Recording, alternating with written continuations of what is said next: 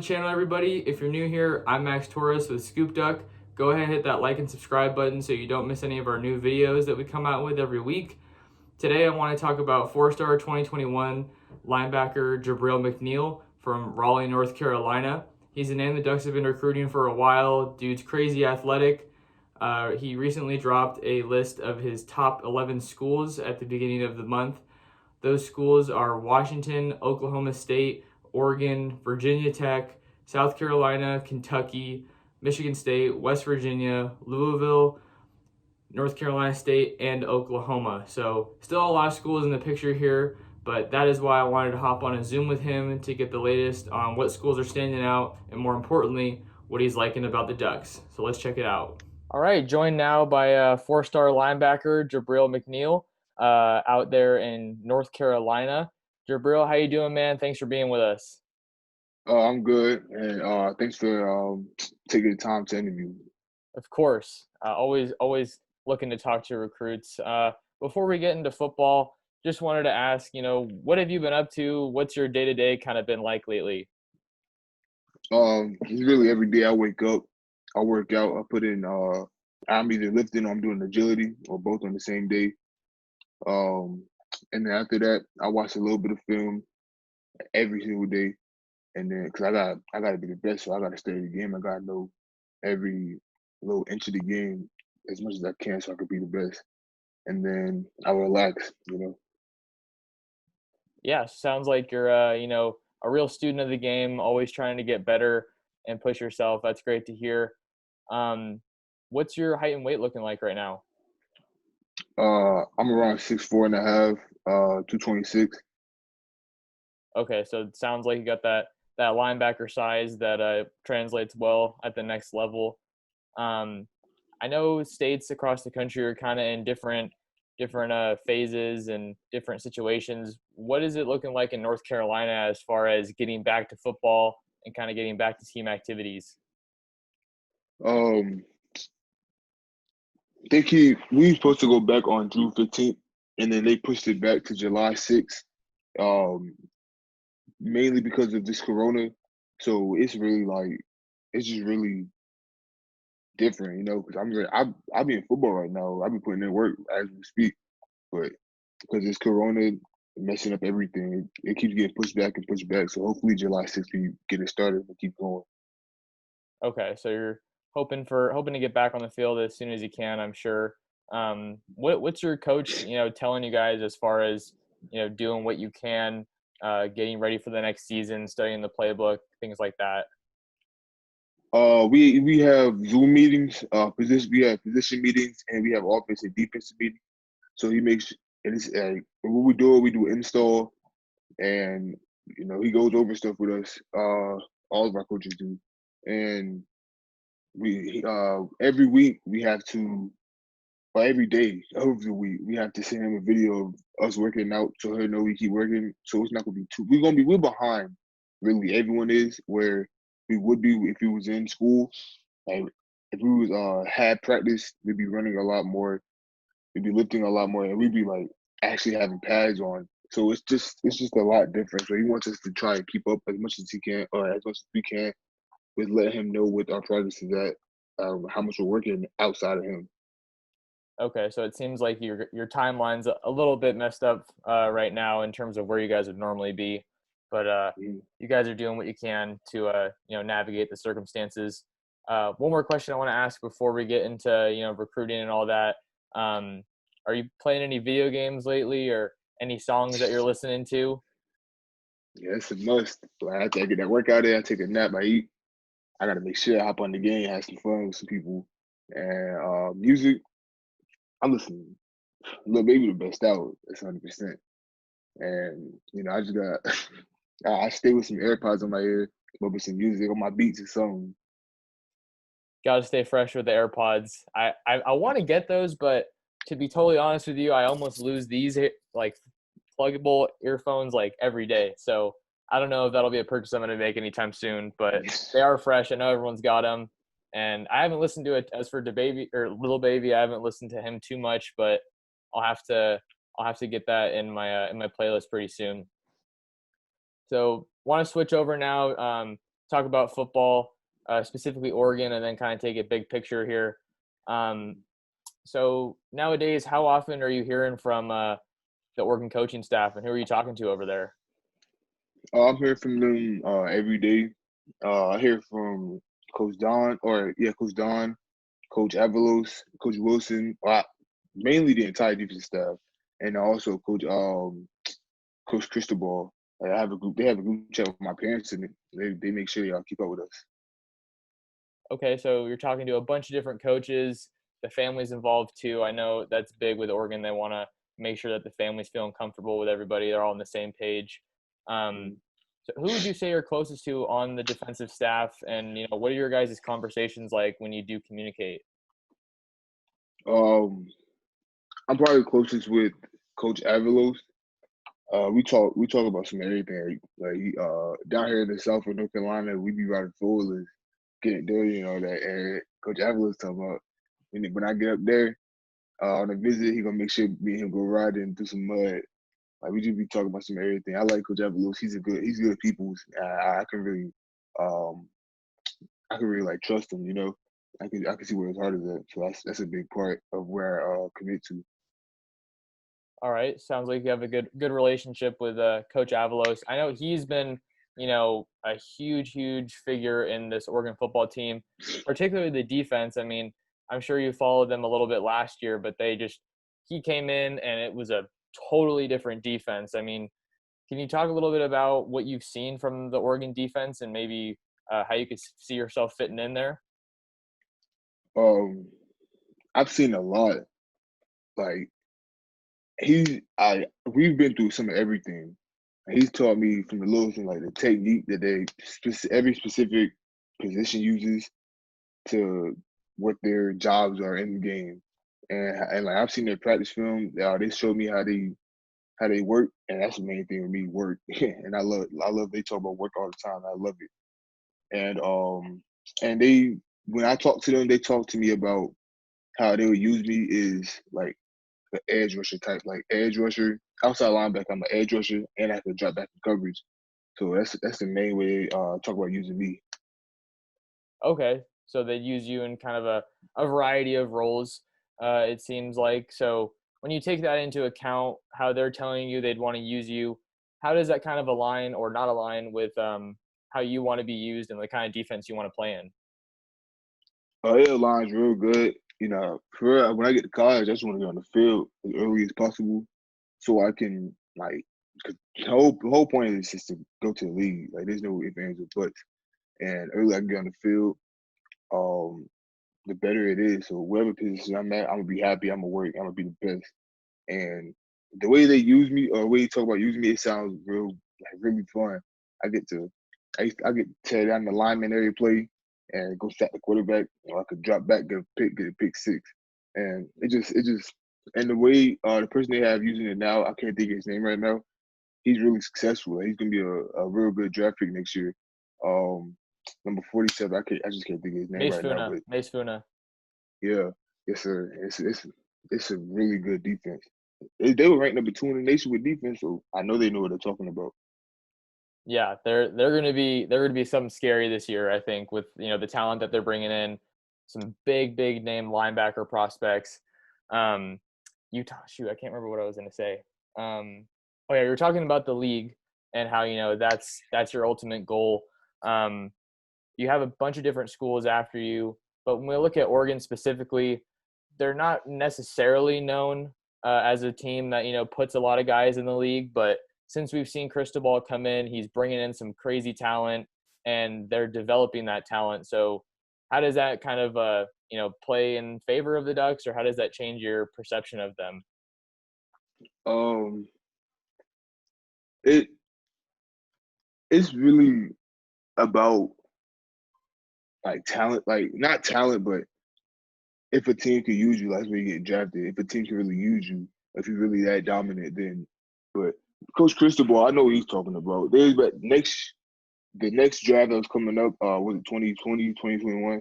They was about to have an offensive tackle go like third or second. It was predicted as them going third or second, and I know they they're not just successful for no reason. So if you're successful on a team, if your team is successful, then the NFL is gonna look at your team and look at it like they must have a couple players that can ball and that can run. And if I shine, when I shine, I'm they I'm not worried about getting not drafted because there's no way I'm not gonna shine. There's no way that I'm gonna let someone outwork me or outbeat me so I can not get drafted. So I'm not worried about their draft picks right now. But All right. Yeah, they got a lot of pretty elite talent there. So I feel like if you go there, you could play with some great guys. I think you were talking. So we got Penei Sewell. He's one of the tackle that's up there. They got Javon Holland there and Kayvon Thibodeau, one of the best edge rushers. So certainly got a lot of big names there. We've talked a little bit about how you would fit in the Oregon defense. A little bit about your relationships with the coaching staff. But for you right now, what is standing out the most about Oregon apart from other schools? the love that they're showing, like all these schools, they're showing love. Um, like they doing like I think every single school, Oregon to Oklahoma, all of them, I think every single school that's hitting me up, like they all show the love. Like Oregon, just like I be on the phone with Avalos to Coach Don, I be laughing up a storm, and it's just crazy. And had the head coach, Coach Mario Cristobal, be FaceTiming me, and we be chopping it up too. And like because I have players at Oregon that hit me up. They tell me all about them, how they how they love the coaching staff, how they love the environment, and it just sound real good right now. That's great to hear. So I haven't actually heard of current players reaching out to recruits. Do you happen to remember any of the names of those guys that have been hitting you up? Um, uh, Braden, I can't remember his last name. It's Swinson? Braden Swinson, yeah. Justin Flo, um, we call him JS Fob. I can't think of his real name right now. It's just, they hit me up. They talk about how they love it.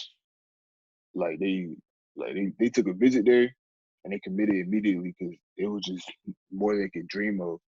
And if we want D1, you love to work. Like there's no ifs ands or buts. You gotta work. And talking about the work they put there is like top notch. I was on the phone with the weight training coach, and he asked me a question. I told him like flat out, I'm about work. Like I ain't really with flashy stuff. I'm about work. And he told me flat out, like, you come here, you're gonna become a beast.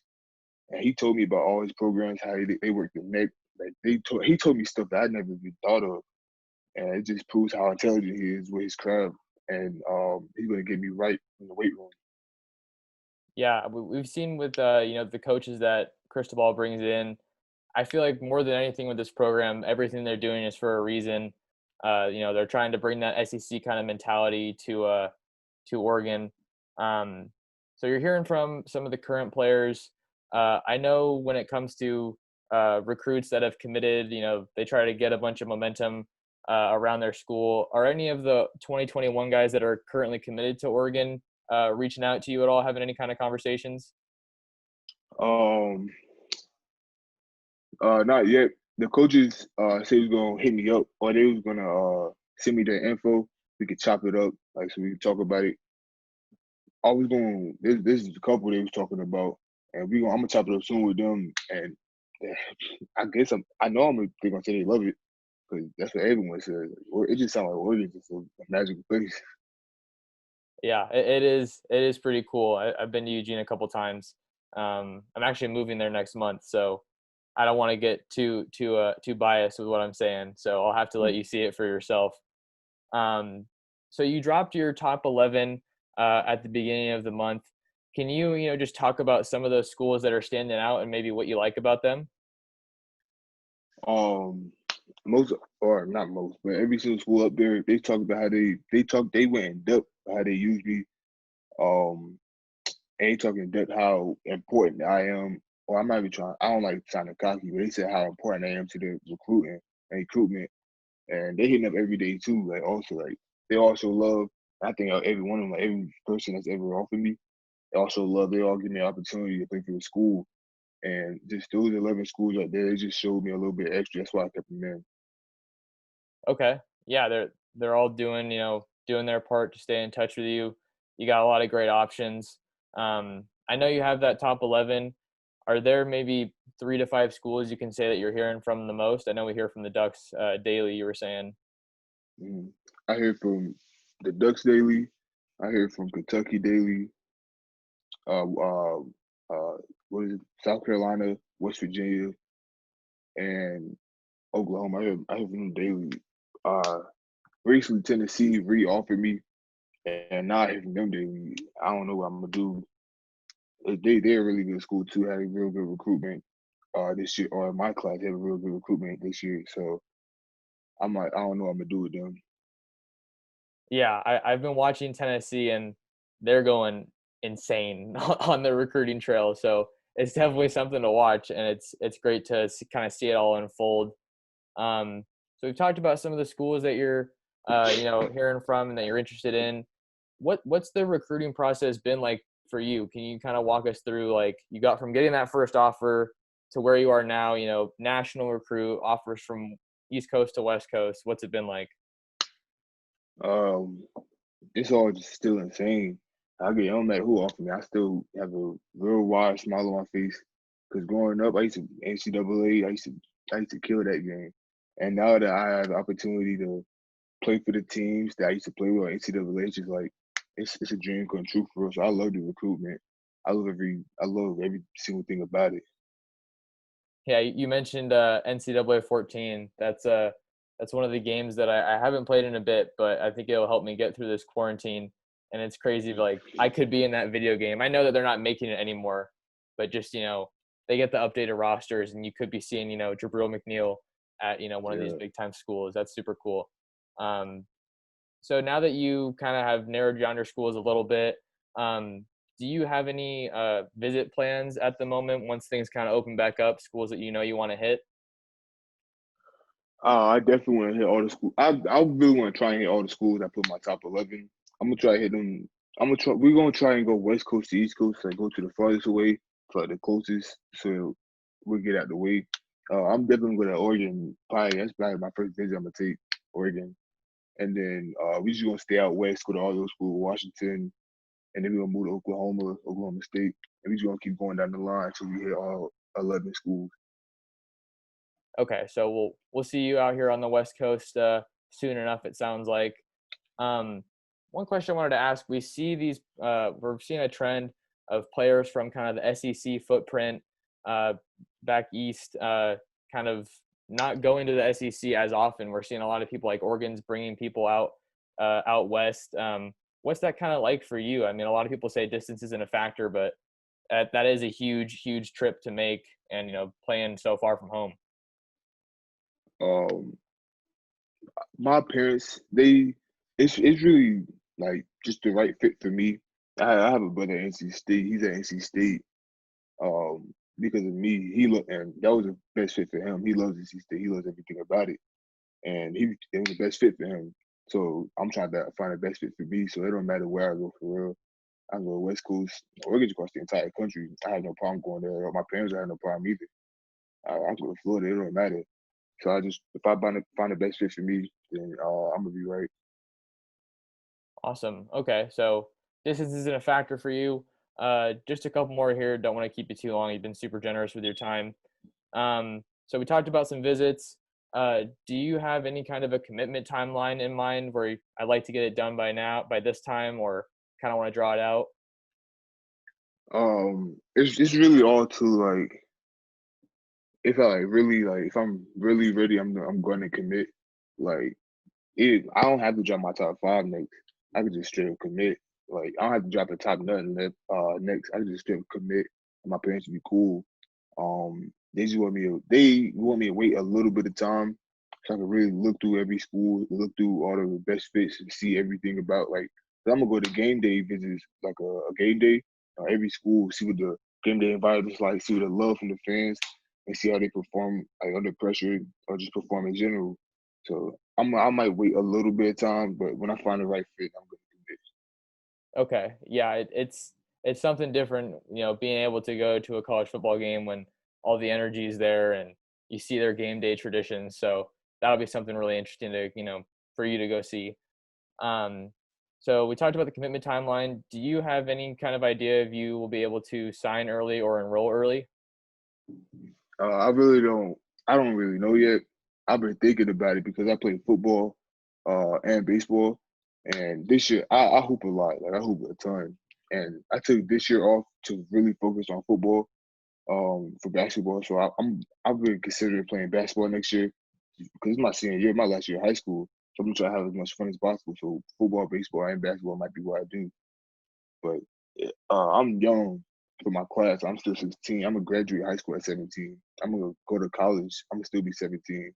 And so graduating early might help me get in the weight room early, get with the weight training coach early, and learn faster. Because if I don't graduate, I'm gonna be a little bit behind if I graduate early. Okay. So not necessarily a huge rush to get to school. It sounds like I would feel the same way, especially if I were playing three sports. Uh, Mm. so super cool. Just two more for you.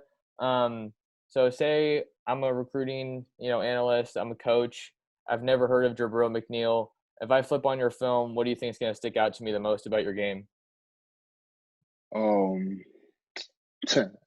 I like to hit. You know, so you got the ball in your hand. I'm coming for you. I like making the plays. I like to compete. Competing is like most. That's why I play three sports. I just love to compete. Like if someone says they're the best, if I play in basketball, someone says they're the best, I'm waiting for them to get the ball. I'm gonna put best defense they ever seen on them. And so people know I got my heart, and people know I like to compete. So my heart is gonna stand out. That's what's gonna stand out. I'm not scared of nothing already. I'm not scared of a single human being, and I take pride in that. That's great. That's great. I like your mindset. I'm sure any coach would love to have that. So last question I'll end with here. I know you may still be a little a ways from your commitment, but once you do make that commitment, what kind of a player is that school getting in your mind? They're getting the player that's gonna work. They, anything you ask him to do, he's gonna do it. He's gonna do it to be the best at it, not just do it for fun, not to be the best. Because his dreams, his dreams, going to NFL is a dream. So I could give anything like my mom, my dad, I give them anything they want. And that's really I like community service. I like giving back to kids. So I get the NFL, I make a little bit of money. I can give back to the kids. So they're gonna get somebody who's really dedicated and get somebody who's really about his business. That's awesome. It sounds like you really have your head on your shoulders, and I love your humility, wanting to give back. So that's always great to hear. Well, Jabril, that's all I have for you today, man. Hope we can stay in touch. Thanks again for joining us, and stay well. Yes, sir. Thank you. Bye bye.